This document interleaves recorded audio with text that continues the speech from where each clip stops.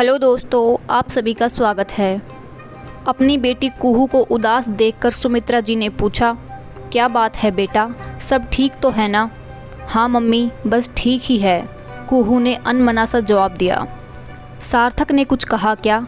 सुमित्रा जी ने फिर पूछा।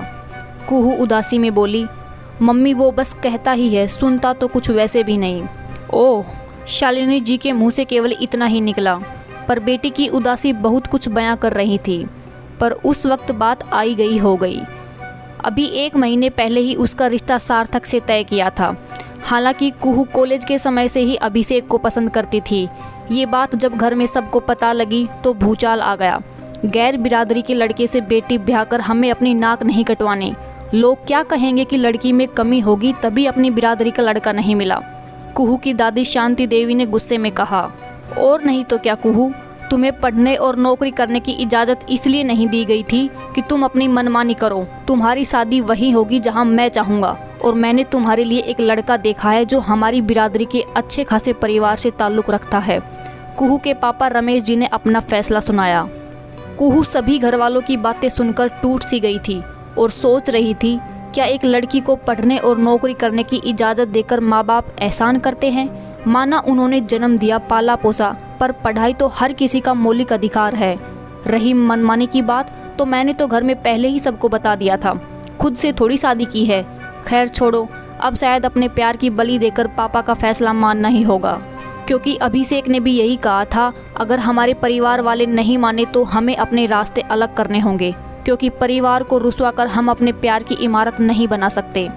कुहू ने चुपचाप अपने पापा का फैसला मान लिया और फिर सार्थक का परिवार आया और कुहू को पसंद करके चला गया। अब सार्थक कभी फ़ोन पर बात करता तो कभी मिलने को बुलाता। कभी कुहू मना करती तो सार्थक का जवाब होता, मैं तुम्हारा होने वाला पति हूँ, तुम वही करोगी जो मैं कहूँगा। बाहर जाकर सार्थक उसकी पसंद नापसंद को कोई तवज्जो नहीं देता। अपनी पसंद का खाना, अपनी पसंद का घूमना, कभी कभी तो वो कुहू के कपड़ों के बारे में भी बोल देता कि तुम जैसे कपड़े पहनती हो मुझे बिल्कुल भी पसंद नहीं है, तो तुम ऐसे कपड़े नहीं पहनोगी। आज भी उसने कुहू को एक कैफ़े में बुलाया था। वहाँ कुहू को कॉलेज के दोस्तों की टोली मिल गई तो हाय हलो हो गई। पर ये सार्थक को रास नहीं आया कि उसकी होने वाली बीवी किसी और लड़के से हाथ मिलाए या बात करे। बस इसी बात पर उसने कुहू को काफ़ी कुछ सुना दिया था। कुछ दिन बाद, बेटा कल हम शादी की शॉपिंग करने चलेंगे, तुम सब कुछ अपनी पसंद का लेना, आखिर इस्तेमाल तो तुम्हें ही करना है। मैं वैसे भी अपनी बेटी की शादी में कोई कमी नहीं रखना चाहती, सुमित्रा जी नाश्ते की टेबल पर बोली। फिर शांति देवी बोली, और नहीं तो क्या, सारे शहर को, हमारे रिश्तेदारों को और कुहू के ससुराल वालों को भी तो पता लगे कि हमारे लिए हमारी कुहू की पसंद कितने मायने रखती है। कुहू बोली, मम्मी जो आपको पसंद हो वो ही ले आना, मैं कौन सा जानती हूँ शादी के बाद क्या चीज़ कैसी चाहिए होती है। और ये बोलकर वो अपने कमरे में चली गई। सुमित्रा जी बेटी की उदासी कई दिन से भांप रही थी, पर उन्होंने यही सोचा था शायद मायके से विदा होने का गम होगा, पर यहाँ बात कुछ और ही थी। क्या बात है कुहू, तुम इस शादी से खुश नहीं हो? काम से निपटकर सुमित्रा जी बेटी के कमरे में आ पूछती है। कुहू ने कहा, ऐसा कुछ नहीं है मम्मी, वैसे भी आप, पापा, दादी सब खुश हैं और मेरे लिए यही काफ़ी है। पर बेटा तेरी खुशी भी तो मायने रखती है ना, मुझे बता क्या हुआ? सुमित्रा जी बेटी का सिर गोद में रख सहलाती हुई बोली। मम्मी लड़की की शादी में माँ बाप सब बेटी की पसंद का करते हैं। कपड़े गहने से लेकर डेकोरेशन तक में उसी की सलाह ली जाती है, यहाँ तक कि कार्ड भी उसी की पसंद का होता है ना? कुहू ने अपनी मम्मी से पूछा। बिल्कुल, आखिर शादी ज़िंदगी में एक बार होती है, तो हर माँ बाप सोचते हैं कि उनकी बेटी जब नए जीवन में प्रवेश करे तो सब उसकी पसंद का हो, जिससे वो खुश रहे। सुमित्रा जी मुस्कुरा कर बोली, पर मम्मी क्या इन भौतिक चीज़ों से खुशी मिल जाती है? जिसके साथ वो नए जीवन में प्रवेश कर रही है, अगर वो दूल्हा ही उसकी पसंद का ना हो तो? कुहू ने उदासी से कहा। सुमित्रा जी चिंतित हो बोली, बेटा इन बातों का अब क्या फ़ायदा? मुझे तो लगा था तू अभिषेक को भूल गई है। मम्मी जब से मेरा सार्थक से रिश्ता हुआ है मैंने अभिषेक से कोई मतलब नहीं रखा, क्योंकि वो भी यही बोलता था, अगर हमारे माँ बाप हमारी शादी को तैयार ना हुए तो हम वही शादी करेंगे जहाँ वो चाहेंगे। मम्मी मैंने सार्थक को ही अपना सब कुछ मान लिया था, पर उसे पत्नी नहीं चाहिए, उसे तो एक कठपुतली चाहिए जो उसकी मर्जी से नाचे। वो चाहे तो हंसे, वो चाहे तो बोले, और किससे बोले वो भी वही तय करेगा। कुहू बोली, और उसने सार्थक से मुलाकात की सभी बातें बताई कि कैसे वो पहले दिन से कुहू पर अपना हक जताता है, कैसे किसी और से बोलने पर गुस्सा हो जाता है, यहाँ तक कि बाहर क्या खाना है वो भी सार्थक ही तय करता है, यहाँ तक कि कपड़े भी वही बताता है क्या पहनकर आना है क्या नहीं। मम्मी मेरा दम घुटने लगा है इस रिश्ते में, कुहू ये बोलकर रोने लग गई। सुमित्रा जी ये सुनकर सुन रह गई थी और सोचने लगी कि मेरी बेटी इतनी लंबी जिंदगी घुट घुट कर जिएगी, क्या बेटी होने की ऐसी सजा मिलेगी कुहू को? नहीं, वो ऐसा नहीं होने देगी। सुमित्रा जी तुरंत अपने पति के पास गई और बोली, सुनिए, आप लड़के वालों को मना कर दो, हम उनके बेटे से अपनी बेटी का विवाह नहीं कर सकते। दिमाग खराब है तुम्हारा?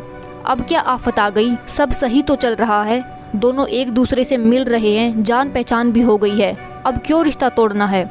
सारी रिश्तेदारी में बिरादरी में हमारी नाक कट जाएगी, फिर कौन शादी करेगा तुम्हारी बेटी से?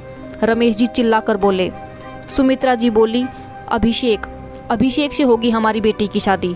क्या मैं जान सकता हूँ गैर बिरादरी में बेटी की शादी कर खानदान की नाक कटा देने से तुम्हें क्या मिलेगा? बिरादरी वाले क्या कहेंगे सोचा है कभी? रमेश जी चिल्लाए। कल को हमारी बेटी कुहू ने घुट घुट कर जान दे दी या उसे कुछ हो गया तो आपकी बिरादरी वाले आ जाएंगे क्या उसे लौटाने? सुमित्रा जी भी ऊंची आवाज़ में बोली। फिर रमेश जी बोले, मतलब क्या है तुम्हारा? सब उसकी पसंद का कर रहा हूँ, फिर क्यों घुट घुट कर जिएगी वो? हाँ, सब उसकी पसंद का है, बस दूल्हा ही उसकी पसंद का नहीं है जिसके साथ उसे सारी ज़िंदगी काटनी है। ये बोल उन्होंने सार्थक के बारे में सारी बातें बताई और इतने में ही वहाँ शांति देवी भी आ गई थी। शांति देवी बोली, अरे तो छोरा अपनी पसंद का चाहता भी है तो क्या गलत है? पति है वो उसका होने वाला। माँ जी, पति है, मालिक नहीं कि मेरी बेटी सांस भी उसकी मर्जी से लेगी। उस लड़के ने मेरी बेटी को अपनी प्रॉपर्टी समझ लिया है, जब मन करे उसे बुला ले, जब मन करे उसे कुछ भी सुना दे, वो जिसे चाहे उससे मेरी बेटी बात करे, वो चाहे वही कपड़े पहने। शादी से पहले ये हाल है, सोचो बाद में क्या होगा। उसने हमारे लिए अपने प्यार की कुर्बानी तक दे दी और हम उसे बदले में क्या दे रहे हैं? एक घुटन भरी जिंदगी। क्या पता कल को कुहू ऐसे लड़के के साथ ना जी पाए। मैं अपनी बेटी को कफन में देखने की जगह बिरादरी की रुसवाई पसंद करूंगी, सुमित्रा जी नम आंखों से बोली। रमेश जी को ये सब सुनकर धक्का सा लगा। उनकी लाडली कितने मानसिक तनाव से गुजर रही होगी, शायद इसका अंदाजा होने लगा उन्हें, और वो बिना कुछ बोले बेटी के कमरे की तरफ बढ़ गए। पीछे पीछे सुमित्रा जी और शांति देवी भी चल दी। रमेश जी ने देखा कि उनकी बेटी गुमसुम बैठी थी। जब उन्होंने अपनी बेटी के सिर पर हाथ फेरा तो कुहू बोली, पापा आप? बेटा मुझे माफ़ कर दे, मैं गलत था जो सोचता था बेटी अपनी पसंद की चीज़ों से खुश रहेगी ससुराल में। मैं भूल गया था रहना उसे इंसान के साथ है, सामान के साथ नहीं। रमेश जी बोले, पापा ऐसा कुछ नहीं है। कुहू कभी पापा कभी मम्मी कभी दादी को देखते हुए बोली। तभी सार्थक का फ़ोन आया। रमेश जी ने फ़ोन स्पीकर पर कर दिया। हेलो कुहू, 5 मिनट में तैयार हो जाओ, मैं लेने आ रहा हूँ, तुमसे बात करनी है। और हाँ, तमीज़ के कपड़े पहनकर आना जरा, सार्थक बोला। सार्थक, मैं अभी नहीं आ सकती। तुम मुझे मना कर रही हो? अपने होने वाले पति को? तुम्हारी इतनी हिम्मत? चुपचाप जो कहा है वो करो, समझी? मैंने पूछा नहीं, बताया है तुम्हें। और हाँ, सूट पहनकर आना, ऐसा ना हो जींस टॉप पहनकर अपना एक्सपोज करो। और हाँ, 5 मिनट मतलब 5 मिनट, समझी? सार्थक चिल्लाते हुए बोला। बरखुरदार पति बने नहीं हो जब इतनी अकड़ दिखा रहे हो, बन जाओगे तब क्या करोगे तुम? कुहू नहीं आएगी और ना ही उसे तुमसे शादी करनी है अब, समझे तुम? ये बोल रमेश जी ने फ़ोन काट दिया।